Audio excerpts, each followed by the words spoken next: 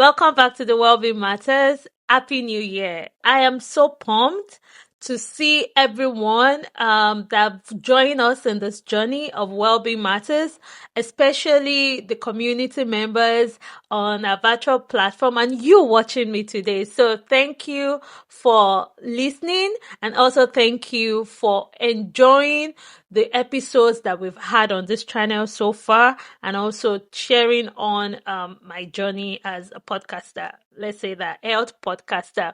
So this new year, I want you to know that our journey to well-being is very important. We're going to be looking at how the New Year resolution about New Year, new me, healthy lifestyle. I want to eat clean. I want to eat well. But don't forget that you need to have a plan.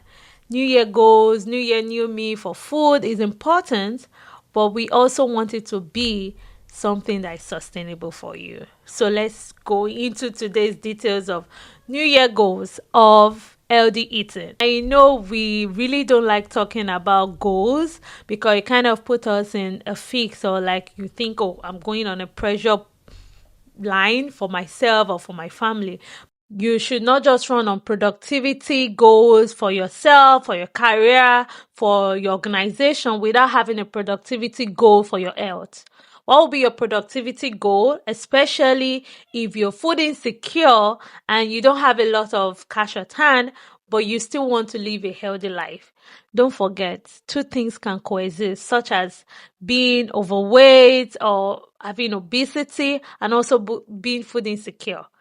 I've said on this channel that food insecurity is not just about not having food to eat, but not having access to nutrient-dense food and not eating it consistently for a given period of time. It can be a period of a month, 30 days, or consistently for 12 months. So you can eat every day and still be food insecure, because what you're eating, if the diet quality of your meals are very low, you are still battling with food insecurity and also can increase your risk of chronic disease like hypertension, diabetes, anything that can lead to a lifestyle risk for your health. So please, productivity goal, new year, new me vision board is important, but it's also important for your health. It's important for your family and for yourself. So let's go into what you can do for this new year. New year, you're looking at, okay, I think I want to prioritize eating healthy, but how can I do that? Start with small habits. Research has shown that it takes about 28 days to build a new habit. So if you're thinking, oh, it will just jump on me the first 1 week of the new year, which we're over that, but you need to be intentional, realistic, measure how to achieve that, and put a time bound, like put a time limit to it. For instance, every week I want to be sure that every day of that week I've added one new fruit to my meals. Is it during your lunch or your dinner you're eating fruit? Also, you can ensure that, I want to prioritize at least 15 minutes of cardio exercise every day. I want to prioritize taking a walk for about 15 minutes every day.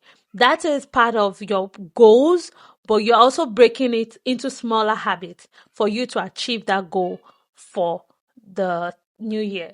So you should not limit yourself to just, I want to do this, I want to eat healthy, I want to live a healthy lifestyle, and you don't have plans for it. Also, I usually tell my family and friends that if you're prioritizing healthy eating, but you're not putting necessary plans into action, then you're just wishing. You're just thinking or dreaming about it. One, you ensure that your meals are actually planned before the next day. You don't just wake up and say, I want to eat healthy without having a prior knowledge or prior preparation about it. And empty calories can easily come into your meals because two things can coexist. I like to use that phrase because you might be eating and not prioritizing the nutrients that should come from the food to your body. You can be eating healthy and you are thinking, I've achieved all the nutrient requirement I need in a day. But that's not true, because you can be eating healthy and it's not meeting your requirement or your daily needs. So you need to prepare ahead. Or if I'm eating 2 servings of fruit, 3 servings of vegetable a day, how do I achieve that? That means maybe I'm eating by 12 noon, or I'm eating by 10 a.m., 8 a.m. in the morning. I have to prioritize what I'll be eating and prepare a day before, or you prepare a week before. Meal prepping for your week is important. And also, you don't have to wait till when you're hungry to eat. Put yourself on a plan. Okay, by this time of the day, I need to eat. Is it by 1 p.m. or by 2 p.m. I have my lunch? My lunch time, I already packed my food. Most of us, we don't realize we spend most of our active hours at work. Either you're working from home or you're in the office, you're busy on your computer or you're meeting clients. Your day-to-day activity during the day take bulk of your waking up time or wake up time. And so you need to ensure that you are also eating right, because healthy workplace nutrition is now a thing for us to prioritize, where we are working, we're trying to make ends meet, but we are not also prioritizing what goes into our body to survive our endeavors, and not just get the money and start thinking of how to nurse health issues. So please, healthy eating is not just because of I want to live a healthy lifestyle this new year. It's also because you don't want to go into that state of not planning for your meals. And also, eating healthy requires moving more. If you're eating, you also ensure that the food you're eating digests properly, and also you're moving your body to ensure that muscle repair is going on, or you're building new muscles, or ensuring your muscles are strong. Exercise is not something you wish for. You do it. Talking to myself as well.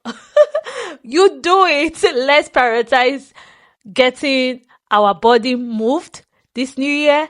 Let's prioritize small habits. So another point I'm going to make is that ensure that even if it is a new dish or a new vegetable you're not used to, introduce it this new year. Because if you're building new habit or new pattern, it's also good to not box yourself, explore, make it interesting, and also engage people. Maybe you're going out with friends to a restaurant, and not try a new meal. That's nutrient dense. Anyway, ask for vegetables, ask for things, but get a new meal, maybe a new cultural meal from another country. Explore taste and flavor. Explore things that will not just make you happy, but also support your journey of healthy eating. I would like to also encourage you to hydrate properly in the new year. I'm not going to take anything that is going to give me some pleasure in the taste bud or flavorful drinks. So what you can do is that you can sweeten your drinks with fruit, and also you can sweeten it with other veggies. Cucumber is something I really like, or lemons, citrus fruits. Put that in your water, let them infuse and get the flavor for you to drink.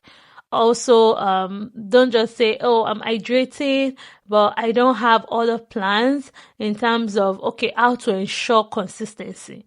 What do I mean by that? Consistency in terms of you having other smoothie or taking juice, can be your freshly made juice, or you get to Whole Food Market. We have this here, Trader Joe in my neighborhood, where I get food. Also, you can explore maybe small businesses that try to do healthy food.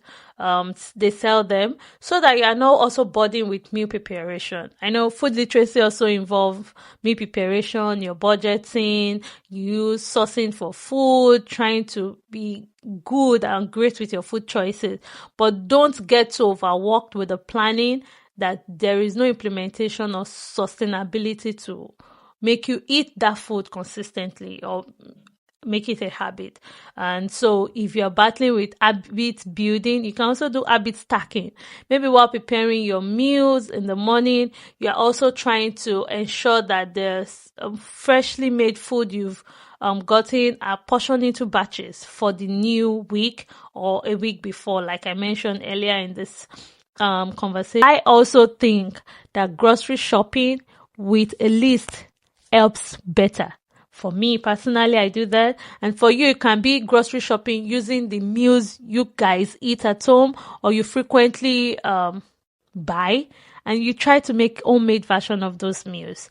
There are a lot of resources online, chefs posting meals on YouTube. You can learn from there. Try a new meal, like I mentioned, to ensure the new journey is not boring in terms of healthy eating. Try something new. Try a new food. Try a new recipe, and that would be a good addition to your healthy eating, like maybe a Mediterranean meal style or Italian pasta that has more veggies, please, and also maybe a creamy casserole, something like that, but ensure that it's healthy. Also, if you have leftovers, you need to repurpose them. To avoid wasting the meal, you can either use maybe your vegetables that you didn't finish the previous day in your meal. An example is you have like broccoli in your meals or in your veggie plan that you have. You can repurpose them into egg dishes. Maybe when you're trying to do an egg custard. I do that for my toddler. Or you also put them in fries. I know we want to limit saturated fatty acids in our meal. The new dietary guideline of America is saying that we should still prioritize less than 10% of saturated fat calories to our meal. So that's important. But what I'm saying is that you can repurpose your meal. Also, your lifestyle. If you work as a researcher or you work as someone in tech, you sit a lot.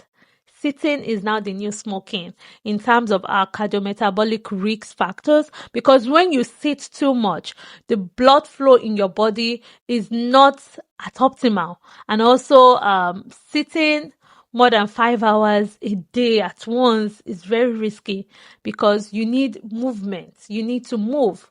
So let's not think that New Year, new goals is just about vision board, making more money. It's about your health. Healthy eating is an health investment. And so it's part of your year goals. And don't jettison that. Don't say it's not a priority. One thing I would say is that if you want to achieve this goal, don't rush into it. Sit down. How can I achieve this? Is it that I have to talk to my partner or talk to my children at home? What can we do? This is my plan for us as a family. How do we achieve this? Let's do A, B, and C. Every Saturday in the morning, we cook. But before that, on Friday, coming back from work, I pick up the groceries, and then we are sure that things are planned out, because if you don't plan it out, you tend to forget what you need to do and you tend to achieve your goal of healthy eating. So till next week, we're going to dive into a new series this year. Also going to look at the new dietary guideline for Americans for 2025 to 2030. We'll be cooking on this channel together, and also I'll share more research findings weekly, but we want to prioritize our health.